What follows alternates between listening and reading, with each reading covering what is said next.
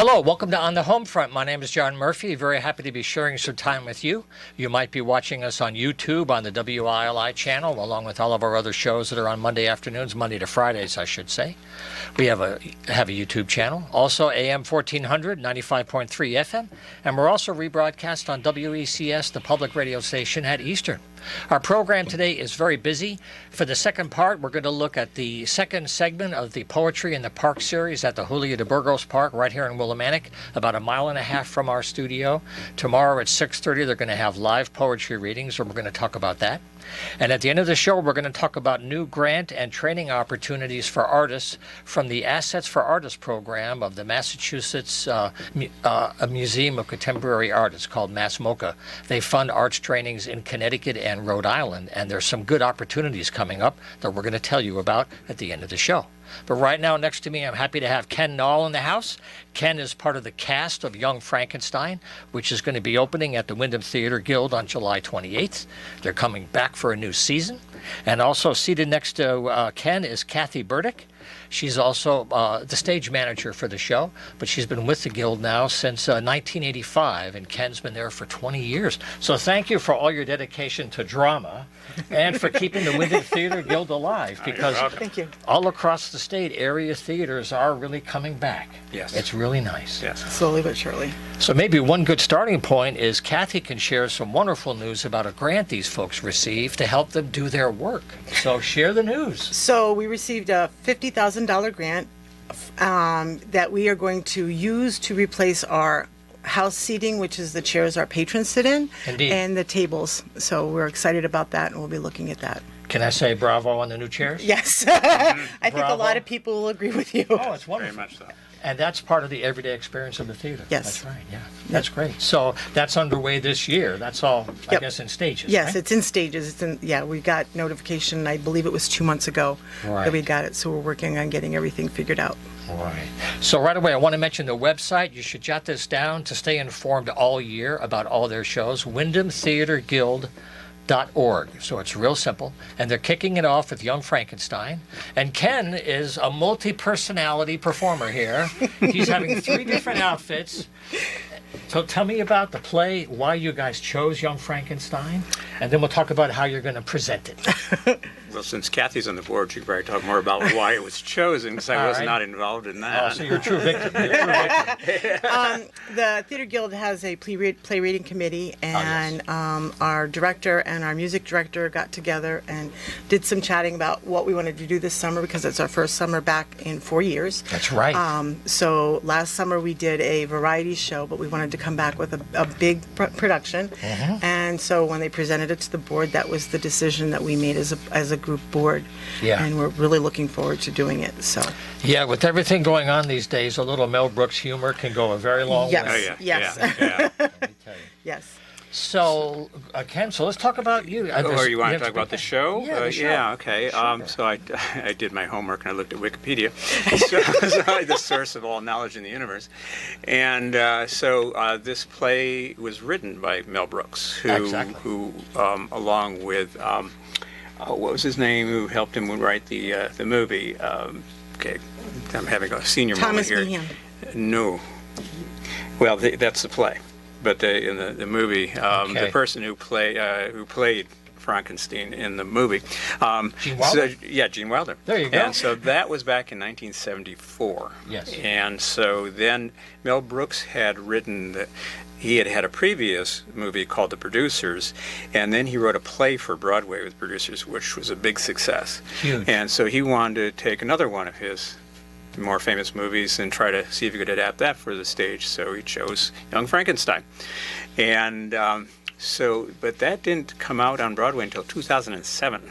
So it's from 74 to 2007.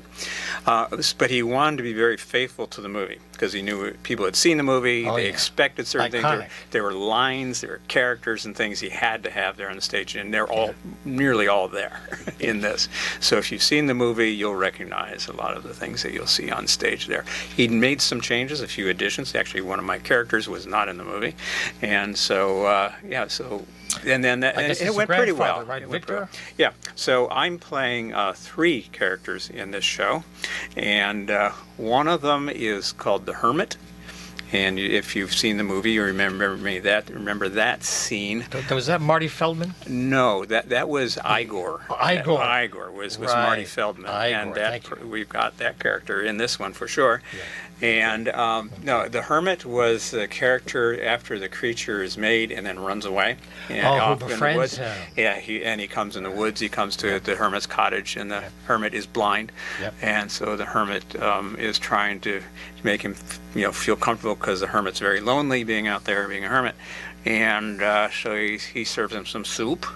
And The movie was very poignant, treating him like a human being. It was yeah. very Well, powerful. yeah. Well, I mean, he's blind. He couldn't see Yeah. who he was talking to, and so you'll recognize the iconic soup scene. And then later on, they have cigars after dinner, and they have an iconic cigar scene. So all those scenes are there in the stage show.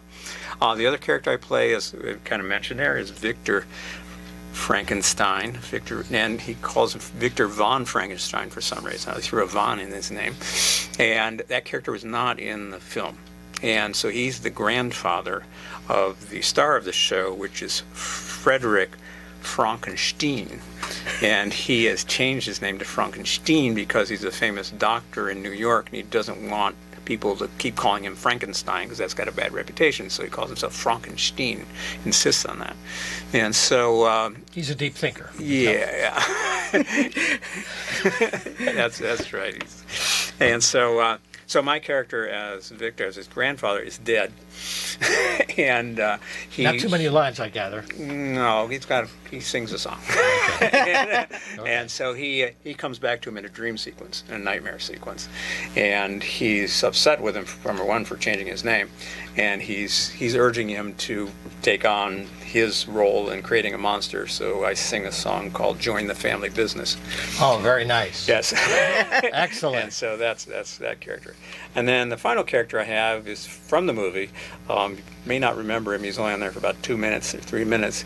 Early in the movie, when Frankenstein is in the medical school, he's giving a lecture on the brain. Right. And there's a whole song Oh, in the show criminal about the brain brain. and the normal yeah. brain, right. Yeah, well, no, that comes later. Oh, okay. This is just generally about the brain, and he's teaching his students about it, and he talks about the autonomic nervous system and how sometimes your body just responds to things without even thinking about it. And so he wants to give a demonstration of that, and so he calls in Mr. Hilltop to demonstrate this, and in order to demonstrate that, he knees him in the groin twice.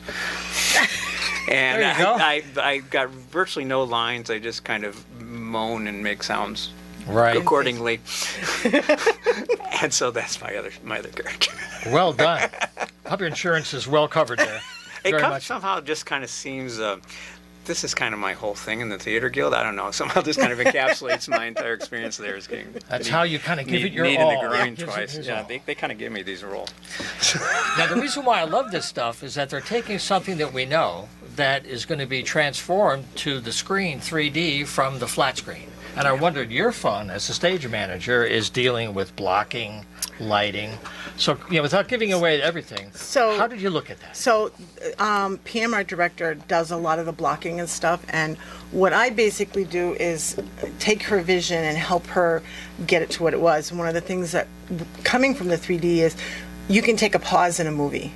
If you're doing it on Broadway, they have flying in sets and things like that. And if you've ever been to the theater, we don't have that capability. So how do you make the scene go from, a castle to the hermit? So we've got some very creative set pieces. Nice. Some very creative light pieces, because we have the whole brain transference scene where they Oh, wonderful. bring the monster actually to life, where he talks, and so there's some very interesting set ways we've done the set design. Yeah. And the background, the set was created by Jack Nardi. Yeah, the whole set was done by Jack Nardi. And it's again another one. If you've seen other shows we've had, like recently the past one, Murder on the Orient Express, Yep. which he did. If you saw that one, you saw all the scene. The stage work just kept changing around. Yeah, like so you're we got traveling. similar sort of thing here. Wonderful. To transform into the different scenes. It's wonderful. Yeah, so I put all that together. I try to make sure that the pieces are where they're supposed to be, so that our lighting that we have set up so that the characters are lit. I tell the actors that sometimes I can be don't be mean to me because I can be your worst nightmare. I can make sure yeah. you're not lit. Oh, yeah. And when it's live, you can't do a damn thing about it. Yes. Here's a question for you, because I use this term on the show, and I've never really explained it well. And we talk about blocking. What is that in terms of what the audience ends up seeing? It's all of the characters' movements is the short version.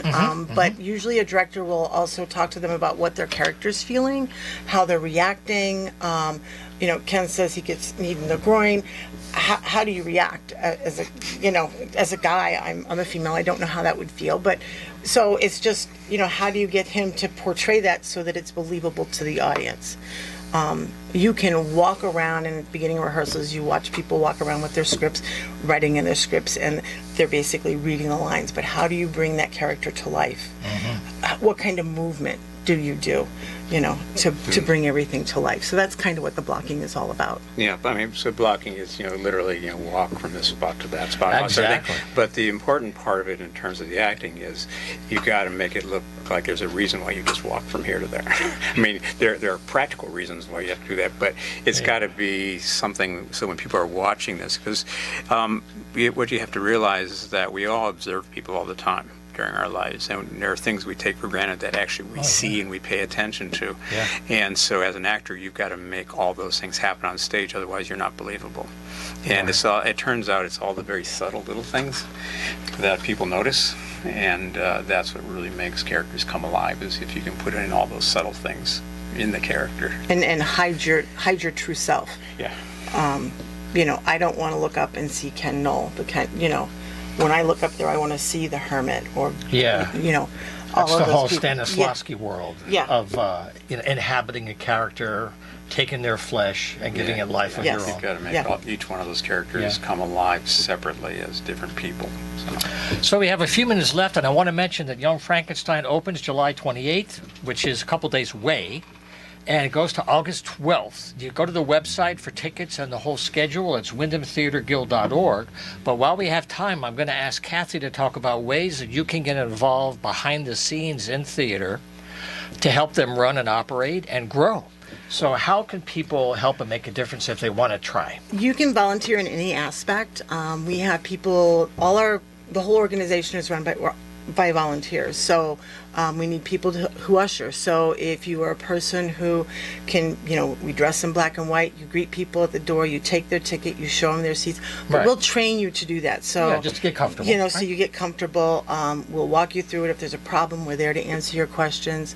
So you can do that. You can help.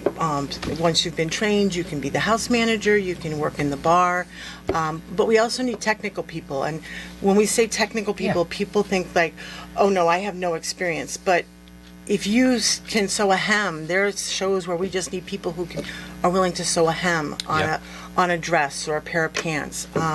If you want to learn something, if you're not sure, we can train you to do everything. Ken mentioned training, Yeah, we can train you in any aspect, and we welcome, even if you can only give an hour, anything that you can give helps us. And takes some of the pressure off the people who've been there a long time. That's right. Because you just get so used to it. If you want to work during the shows, behind the scenes, there are so many people backstage that the audience never sees. Absolutely. And they're extremely important to make the show flow along the way it goes. We have spot operators, we have soundboard people, we have lights, we have people moving the set pieces, people moving the props, and the props are the things that you see on the set. That's right. Anything that comes on with them, keeping track of them, finding them. Sometimes it's just a matter of finding, we need to go find a bingo set for, a flower, anything that, those things all have to be found and be done and or made. So how do we do that? If you know how to use a saw, you can help whoever's building the it's set. set construction. Yeah. Set construction. If you can paint, even if you're not a great painter, you don't have to be a great painter. It's fun to watch a set being built and realize what it's like, because from the audience's perspective, this looks like a really solid sort of world up there and things like that. But when you step backstage, you go, "Whoa, this thing! It's just all front." It's a real mix of reality and unreality. Yeah, it's part of that. So thing. and you can reach out. on the website. You can shoot them an email. I believe there's now a volunteer page. Yes. You can sign up and let us all know. at And the actually, website. some of Yeah, the the website. so, that's how we've actually gotten a couple people this time. Yeah. So that it's through that type of thing. We're kind of finding as coming out of COVID, everyone's coming out of COVID, and it's taking a little bit to get volunteers back again. Yeah, people are- Everyone's kind of just out of the habit and the thinking about those kind of things. So we could really use a lot of people volunteering to help. It's a lot of fun. It really is. It's I a think great people group are to work getting with. used to attending a little bit more, but the Yeah. hands-on stuff that you're talking about. Yeah, it's going to take a little while longer. And, we should mention Kathy's been, she's a board member, but she's been with them since 1985, and Ken's been there 20 years. We take for granted people's dedication, but organizations survive when there's continuity, because people do move on, they change, they move away, life comes up, but the continuity is more important than the money.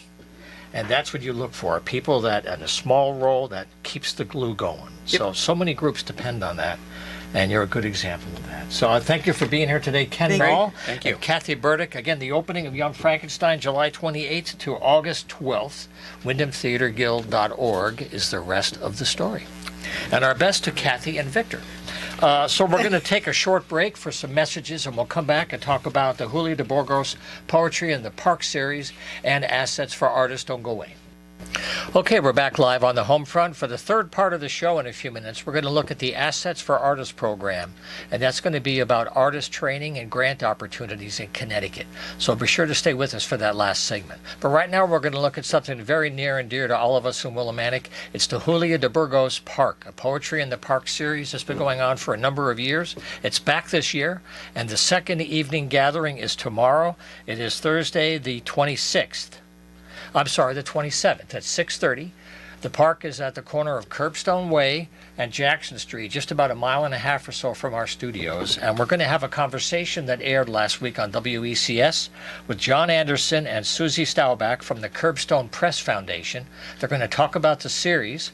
And the two major writers next week are going to be Antoinette Brimbell and also Allison Myers, somebody who lived in our community for many, many years, worked at Ziesing Brothers, had the Everyday Bookstore and Cafe. She'll be here tomorrow night at 6:30. Here's a conversation about the series. Happy to talk about that, and it's just such an honor to be involved with it as well. So as you mentioned, the readings run from the fourth Thursday in June through the fourth Thursday in September. They're all at 6:30 except for the September reading, which starts at 6, so we can get another half hour of daylight in. And the Curbstone Foundation, our charge really has been to pick up the cultural mission of Curbstone Press, which operated for many years in Willimantic. And they always had sort of a global and a local mission of literature, and literature especially that gives voices to people who might not otherwise have a platform, and high quality poetry. So this series has brought in just amazing writers. I mean, writers, not only some of our best writers in the state, but some of the best writers in the nation and in the world regularly to this little wonderful pocket park in Willimantic. And it is free and open to the public. We have an open mic session as well after the two featured readers. And this year we have been instituting an idea of our former member, Edmund Chabot, to whom this series this year is dedicated to. And we can talk a little bit more about Edmund at some point. A big shout out to Edmund. But one thing that he really wanted to do is to have a featured open mic and to start doing things in the program that gave more opportunities for younger or for less published really good poets. And so the Edmund Chabot open mic series now has a featured open mic reader who will kick off the open mic for every reading. And this year, this month rather, it will be D.M. Mercer, who is a Windham resident and a former Quinnebog Valley Community College student, and just an amazing, performative, deep, terrific young poet. So she'll be sharing the stage. And one other thing I should mention: we do have rain that sometimes comes for the park readings. In fact, for Indeed. a number of years, it felt like on summer, wonderful, bright, beautiful summers that on the fourth Thursday it would rain.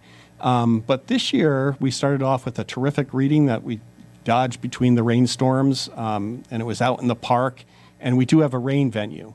So what we do is we post the rain situation on our Facebook page by noon, usually earlier on the day of the reading.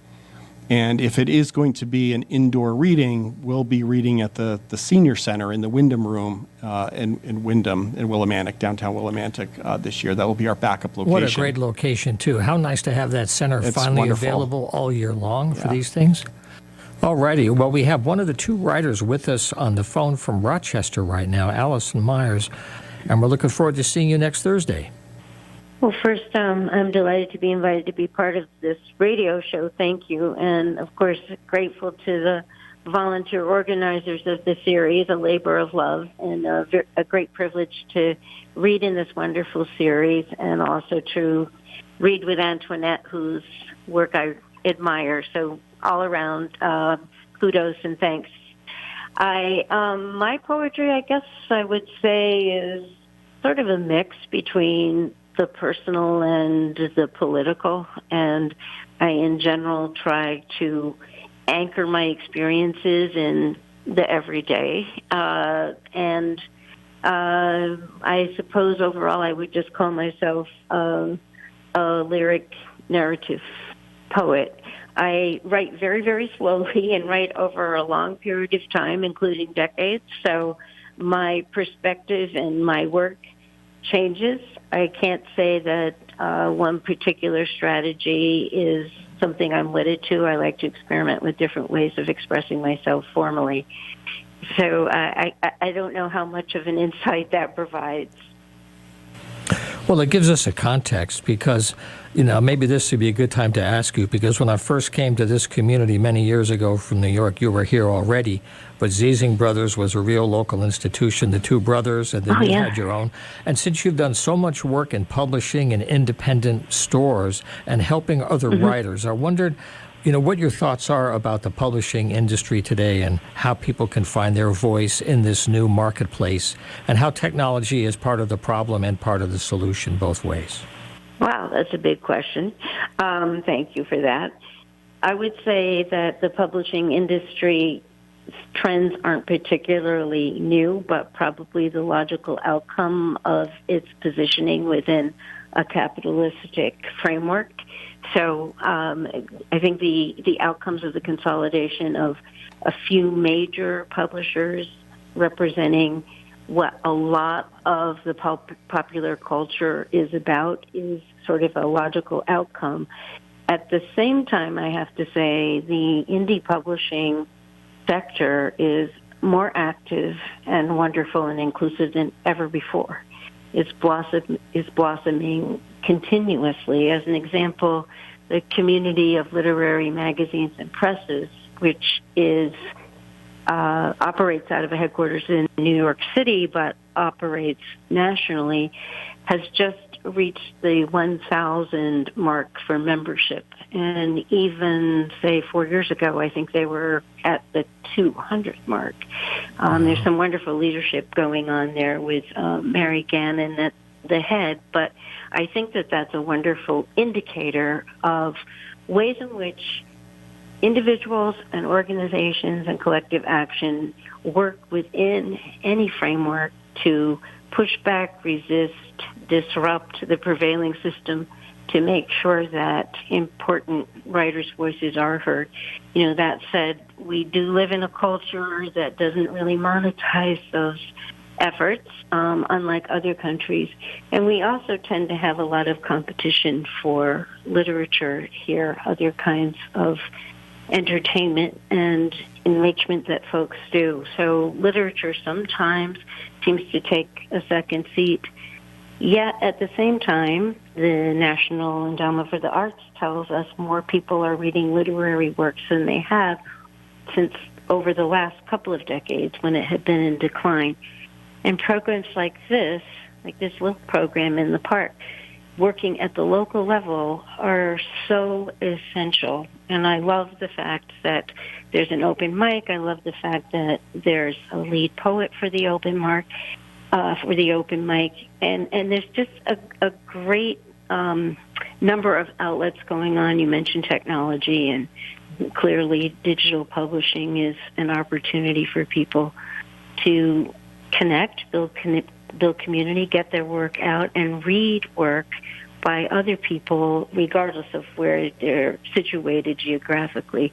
So I would have to say there's a lot of hope and energy, and on the other hand, we need to be realistic about where the resources reside. So we have to be adaptive and we have to be resourceful and to keep literature alive. But I would say that literary writing and reading are very much alive in the nation today. Well, it's really great to share some airways with you and to spend some time. I look forward to seeing you next Thursday, and thanks so much for joining us again today, Allison. Take care. Thank you all. Pleasure to be here. And I just wondered, since we have two people from the Curbstone Foundation, a lot of folks have really lost touch with publishing, and the changes in industry delivery has changed their viewpoint of who's really in charge here and who gets to say yes to a writer and who gets to say no. And I just wondered, at the Curbstone Foundation, how is your work part of what Allison's talking about to do this kind of work right here locally? I think what the most important thing we're doing is bringing writers to the local community. We're not charging people or selling tickets or anything like that. It's just a way of sharing outside in a very pretty, pleasant spot, and bringing poets like Allison that people might not ordinarily have an opportunity to hear read and actually get to meet themselves. So I just want to mention, in case you've joined us, by the way, we're having a conversation today about the Poetry in the Park series for 2023 at Julio de Burgos Park. It's Thursday, July 27th at 6:30. They also have events for August 24th and September 28th, and we'll talk about them in a few minutes. Sure. Thanks for And I jumping do want to just note that, there's, aside from Allison's long and deep history with Willimantic, another reason that she is a perfect fit for this series is her focus on the everyday and the idea of making poetry accessible for everyone. Because the Curbstone motto eventually came out of a Roque Dalton poem, the great El Salvadoran poet, who said that poetry, like bread, is for everyone. Right. Which does a great statement about poetry and bread, that both are for everyone and that both are part of our sustenance. And we've been really buoyed by the crowds that we've had post-pandemic coming into the park, and there's a hunger for this. So this is a free space where all kinds of people can come together and hang out and bring a picnic lunch or a bottle of wine, and have the kids running around in the back and experience really, really great literature and maybe have their voices heard themselves. Antoinette Brimbell also, certainly writes out of this tradition. And one thing I was mentioning, I was going to share just a little excerpt of her work, because she's not here to share with us. And this comes from one of her books, Icarus in Love. And one thing that I just find really compelling about Antoinette's work, and I think this is going to be part of her work as the state poet laureate, about bringing people into poetry, is that it is so suffused and energized by an engagement with art and with life. The idea that art is something that can make our lives more meaningful, not just as a mirror to who we are, but, as a way in, as a way of experiencing. So this is a little excerpt. I'm just going to read a little bit of this from Woman Sees Starry Night. So this is a woman who is viewing Vincent van Gogh's art.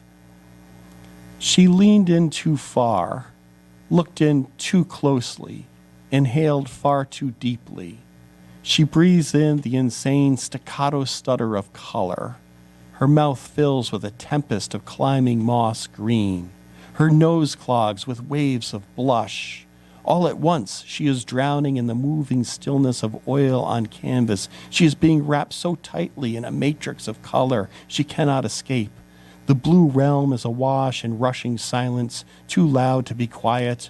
Were her hands not tied in throes of umber, she would have pressed them against her ears. Bursts of white light explode behind her closed eyes. Rough turquoise scrapes her shins.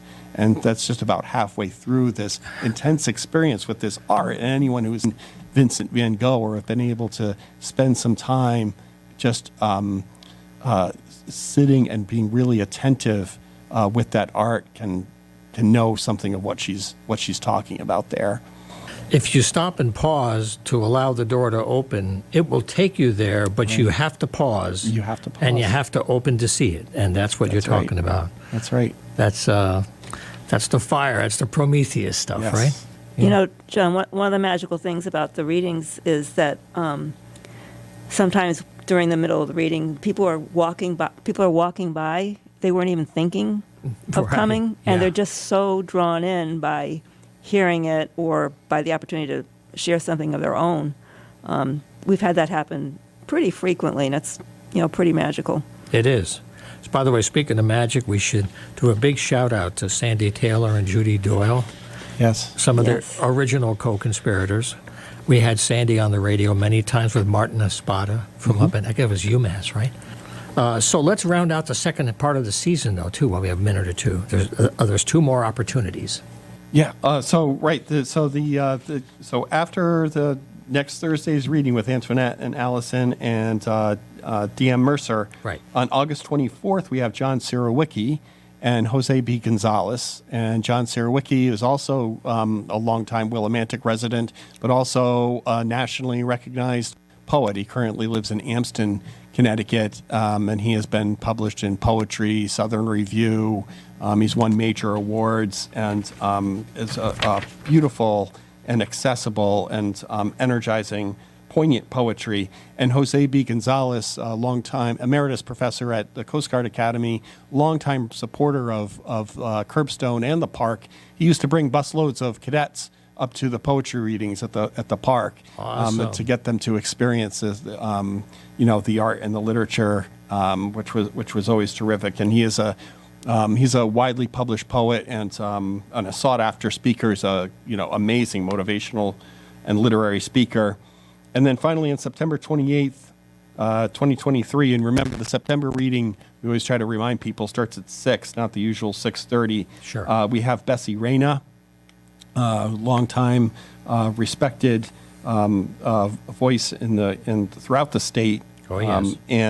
And Jim Finnegan, who is a terrific poet and a force of nature in promoting poetry in the community of poetry. He's president or former president of the Friends and Enemies of Wallace Stevens organization and hosts readings. And he also runs a listserv that connects many people with many literary readings throughout the state. So you can sign up for his listserv.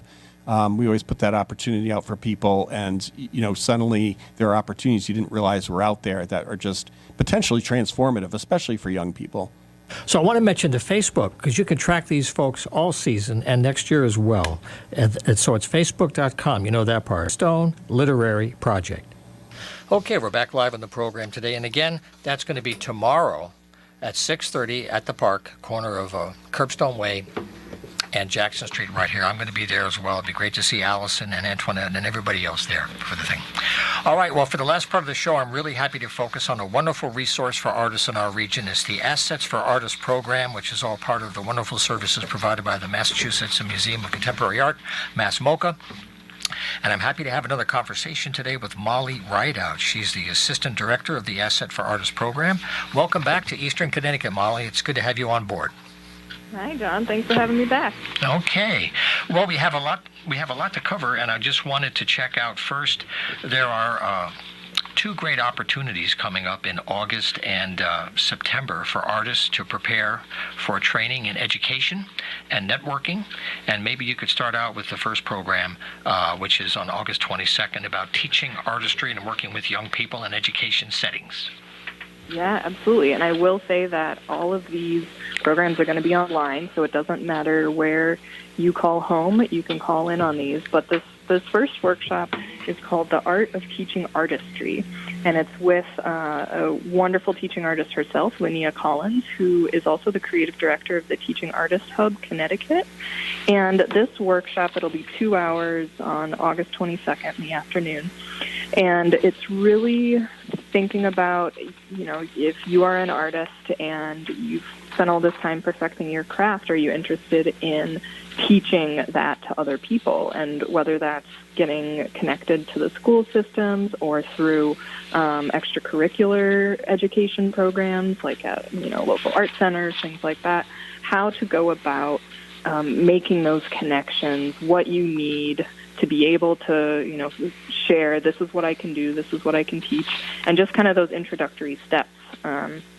And we're really excited for this, and it's open to artists across anywhere in Connecticut. So if your listeners have friends in other parts of the state, feel free to invite them, and also Rhode Island. Let me ask you a question about that, Molly, because this touches on something that we've done on other programs. When you work in the schools today, across the nation, funding is very unstable and insecure. And unfortunately, in many areas, arts is not always the number one priority, and you know what I'm talking about. And I wonder how you hear from artists who are really trying to commit to work with young people, and they want to work with that cohort. They like the energy of young people, and schools are not always as receptive as they used to be, or they have more filters. And I just wondered anecdotally if you know of any stories or how people are getting through those firewalls, because kids need the arts. It's life-changing, and they're not getting it at a young enough age anymore. Yeah, I think that is exactly, some of the questions that Linnea is going to be answering in this course. And, this is our first time teaching this, so I personally am not even actually sure I have the answers, but I know Linnea does because she's been working in school systems for many years, and specifically within Connecticut. And so, she has that knowledge of how to make that approach, how to say, here is something that I offer that maybe it doesn't exist in your regular art curriculum, or maybe you're in a school where the art curriculum has been, cut back so much that there's very little, but they want, they do have some small amounts of funds to bring in an artist for a couple days or a week. And so, I think Linnea will focus a little bit on like how to get hired as a kind of full-time person, but I think she's really focusing in on how to do those like smaller gigs that can allow you to maybe do a mural at a school. That's right. Or like teach a particular type of dance for a week, something like that, which is smaller bits that might be more affordable for school districts. And for the artists, those incremental opportunities are the lifeline that keeps you going until you get a larger opportunity. It keeps you going. Right, absolutely. It keeps you going. And sometimes that flexibility is useful too. Instead of having a regular day job, it allows you to, take a commission somewhere else for a period of time, or, go on the road if you're a touring musician. And I know from other guests, too, parents are so overloaded today. If, like, for example, both parents in the family are working, they have less time at home with the kids. And when school is cut back on the arts, some of those family times that even parents could bring in to introduce the arts and get kids away from screens and that kind of stuff, it's kind of limited for them. So when people vote down taxes for schools, sometimes they don't realize what they're doing to their kids. Mm-hmm. I know it gets political. Absolutely. You can't get into that stuff. I know, but on the artist side, they see the effects of what happens when people don't invest in the arts the right way. Right. Absolutely. But so again, this one is on Tuesday, August 22nd, and if you want to follow up on anything that Molly's talking about today, just go to massmocha.org, and all the information is there. There's tons of stuff for you, no matter what kind of art you're doing. Now the next one, please. I can even say, if to get to our programming even faster, our department actually even has its own website. So if you just go to assetsforartists.org, that gets you specifically into this professional development for artist programming. But of course, the rest, our whole museum has so much to offer. But assetsforartists.org can get you to these workshops a little faster too. Okay, we'll mention that one very heavily now. Very good. Now you have another session coming up for Connecticut and Rhode Island folks, and it's a two-parter, and it has to do with collaborating and trying to make the most with the resources you have, right? Yeah, absolutely. I mean, this is is really the question, as you were talking about with funding being cut and scarcity of resources for artists. We are asked to do it all, right? And especially, I currently live in a rural community. I come from rural communities before that, and it can be hard to find the resources you need in, that's nearby you. And so this workshop, it's called Financial Wellbeing Through Interdependence, and it's with two dancers who have worked with us for a number of years. Their names are Amy Smith and McKinney, and they are going to do this two-part workshop. It'll start Wednesday, August 30th, be in the evening from 6 to 8 p.m., and then a week later we'll have part two on September 6th. And this is really looking at kind of using examples of ways in which different artists have come together to combine their skills, maybe combine resources, ways you can be accessing like public safety net programs, essentially all these different tools that you can have access to maybe, make it a little bit easier to do the work that you do and maybe give you a little bit more time to actually be in the studio creating work instead of having to do the administrative hustle that is so exhausting. So they'll talk about things like examples of like artist collectives, of artists that come together and say, okay, you're going to be in charge of all of the grant writing for each of our projects. You're going to be in charge of all of our Instagrams. You over there, you're going to, make sure that we always have the supplies we need. Different interesting examples or how to negotiate rates that are fair for everyone in a group, and how to ask for what you're worth. So some really wonderful nuggets will come out of that two-part workshop. And that information sometimes is hard to find if you're working on your own in isolation, because these are fundamental things you need to know to move, but where do you find it? And sometimes providers need to have an audience to show that there is a need. It kind of goes both ways, doesn't it, sometimes? Right, yeah. It can be a difficult line to balance. Of sometimes the need is so great that the amount that a provider can provide is just a drop in the bucket. But if there's not enough people applying for something, it can read to certain funders or providers as, oh, well, maybe there's not a need there. So it can sometimes be hard to find a balance. Yeah. I know in the eastern Connecticut region, the arts groups in the last couple of years were noticing less applications from this part of the state, which is very rural and very poor generally compared to other parts. And they're noticing recently more people are getting applications in. So it's really encouraging to have these programs to help people that are trying to reach out to move ahead. Yeah. Well, and I think a lot of that is thanks to the hard work of the Cultural Coalition that's serving Eastern Connecticut, and the hard work they've been doing of connecting artists to the resources and helping them go through application processes. And so for listeners who are not already connected to the Cultural Coalition, they're just such a great resource for just figuring out what to do. Yeah, their website is culturesect.org. They also cover northeastern Connecticut now, and they have a huge amount of resources. So, between Molly and Assets for Artists, and you've got the Culture Sect site here, you have a huge amount of resources to help you move ahead. And one thing, we have a couple of minutes to go. Molly's willing to offer a little preview of the year ahead. There's a couple of things that are not formally ready for announcement, but there are some things in the works that are very encouraging for us in Connecticut, and she's offered to give us a little preview. Oh, yeah. All right, so you didn't hear it from me, but okay, I promise. We are really excited that our programming, we've secured some expanded funding to be working, especially in rural Connecticut. So, that is a lot of, the bulk of eastern Connecticut. That's our area. And so we're still kind of lining things up, figuring out what we're going to be doing and working with the Cultural Coalition, among other partners. But we're going to be doing a lot more starting in the winter and going into the spring and summer. And one of those pieces is we're going to be rolling out a second year of our capacity building grant program.